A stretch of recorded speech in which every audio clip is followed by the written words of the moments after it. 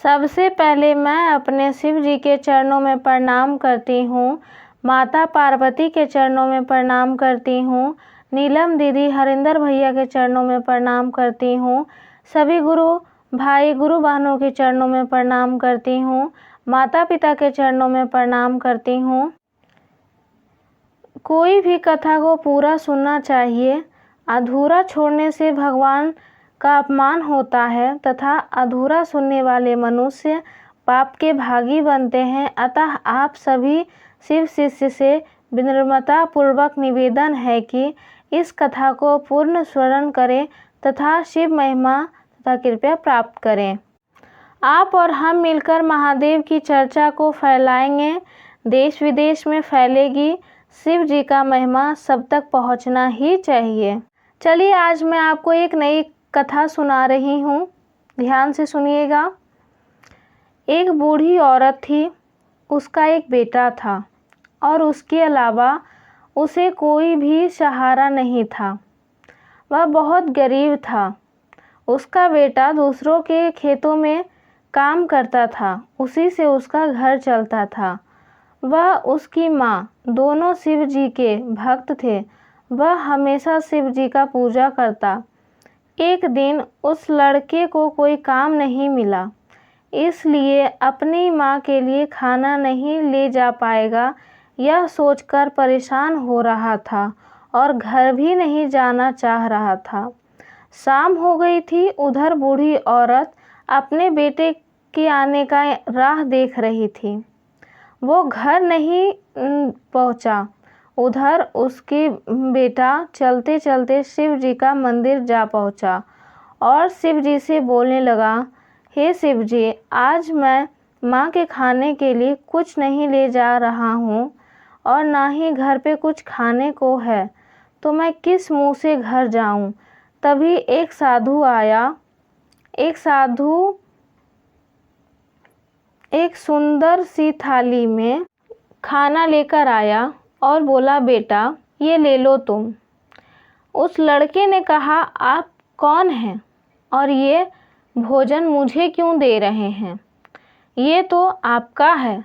तो साधु ने कहा, बगल के गांव में भोज हो रहा था तो मैं ले गया और थोड़ा सा ज़्यादा हो गया, इसलिए भोजन मैं सोचा किसी को दे देता हूँ, लेकिन तुम्हें इसे ज़्यादा ज़रूरत है तो इसे तुम रख लो, इसलिए मैं तुम्हें भोजन दे रहा हूँ।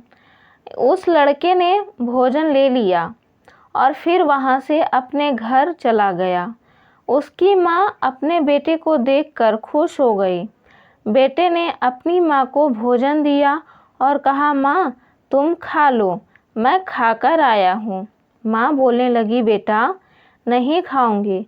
जब तक तुम भोजन नहीं करोगे तब तक मैं नहीं खाऊंगी, क्योंकि मैं जानती हूँ तुम मेरे बिना खा ही नहीं सकते। थोड़ा सा खाना है, इसमें हम दोनों मिलकर खाएंगे। जो शिव जी दिए हैं उसी में खुश है। और दोनों ने शिव जी और अन्नपूर्णा माता को प्रणाम करके भोजन खाने लगे। उस दिन तो उन दोनों का पेट भर गया। अगले दिन फिर उस औरत का बेटा काम की तलाश में निकला, लेकिन उसे उस दिन भी काम नहीं मिला, क्योंकि सब ने अपने अपने खेतों में मशीन लगा ली थी, इसलिए उसे कोई काम नहीं मिल रहा था। तो उस दिन फिर उदास होकर उसी मंदिर में जा बैठा। रात का समय था तो उस मंदिर में कोई नहीं था, सिर्फ पुजारी था, लेकिन वो भी मंदिर के बाहर में था। तभी मंदिर के अंदर से कुछ आवाज़ आई। तभी वो लड़का अंदर गया और देखा कि एक चोर मंदिर के अंदर घुसकर शिव जी के गले से शेष नाग को निकालकर भागने वाला था। उस लड़के ने आवाज़ दी। तभी उस चोर ने शेष नाग को उसके हाथ में दे दी। तभी उस चोर ने, जो चोर था वही चोर चोर चिल्लाने लगा और वहाँ से भाग गया। तभी पुजारी आया, उसे चोर समझकर पकड़ लिया और गांव वालों को बुलाने लगा। गांव वाले सब आ गए और उस लड़के को चोर समझकर मारने लगे। इतना मारा कि गांव वालों ने उसे बेचारे को वहीं पे मार दिया। उधर उसकी माँ अपने बेटे का राह देख रही थी। तभी उसके पड़ोस की एक औरत ने आकर कहा कि आपका बेटा शिव जी के मंदिर में मरा पड़ा है। तो बूढ़ी औरत ने कहा, ऐसा कैसे हो सकता है? तो उस औरत ने कहा, तुम्हारा बेटा मंदिर में चोरी करने गया था, तो गांव वाले उसे मार डाला।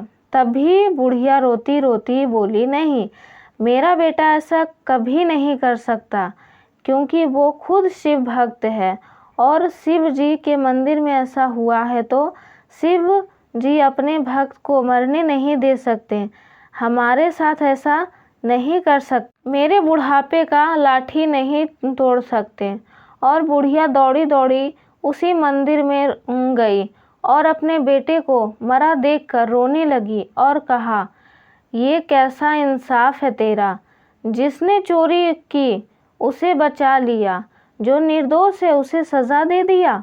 मैं मान ही नहीं सकती कि मेरा बेटा ऐसा कर सकता है। शिव जी के आगे गिड़गिड़ाने लगी और बोली, मेरी पूजा में क्या कमी रह गई शिव जी, जो आपने हमारे बुढ़ापे का सहारे को ही छीन लिया। यह मैं सहन नहीं कर पाऊंगी, मुझे इंसाफ दिलाइए, वरना मैं यहीं जान दे दूंगी। जब मेरा बेटा ही नहीं रहा तो मैं जी के क्या करूंगी? तभी वहाँ पे शिव जी दर्शन दिए और बूढ़ी औरत से कहा, तुमने और तुम्हारे बेटे ने हमारी बहुत ही मन से पूजा किया, इसमें कोई संदेह नहीं है। जो चोरी किया था उसी भीड़ में खड़ा था। तभी शिव जी ने कहा, जो चोरी किया है वो खुद सामने आकर स्वीकार कर लो, नहीं तो मैं जानता ही हूँ किसने चोरी किया है, नहीं उसके साथ बहुत बुरा होगा। तभी वो चोर सामने आकर अपना गुनाह स्वीकार किया और शिव जी से माफ़ी मांगा और पूरे गांव वालों से भी माफ़ी मांगा और कहने लगा कि आज के बाद मैं चोरी नहीं करूंगा। और शिव जी से बोला कि आप मुझे अपने शरण में ले लीजिए, मैं आपकी चरणों में रहना चाहता हूँ। फिर बूढ़ी औरत के बेटे को शिव जी ने जिंदा कर दिया और जैसे वो जिंदा हुआ उसका शिव जी पे नज़र पड़ा तो शिव जी का दर्शन किया और उन्हें प्रणाम किया। बूढ़ी के बेटे ने उस चोर को माफ़ करने के लिए कहा शिव जी को क्योंकि अगर वो ऐसा नहीं करता तो आपका दर्शन कैसे होता। तभी शिव जी ने उस चोर को माफ़ कर दिया और वहाँ से अंतर्ध्यान हो गए। हर हर महादेव। सब बोलिए गुरु भाई गुरु बहनों, नमः शिवाय। गुरु भाई गुरु बहनों, अगर हमारी वीडियो अच्छी लगी तो मेरी वीडियो को लाइक करें, शेयर करें। ऐसे ही कहानी सुनने के लिए मेरे चैनल आइए ज़िंदगी बदले को सब्सक्राइब करें।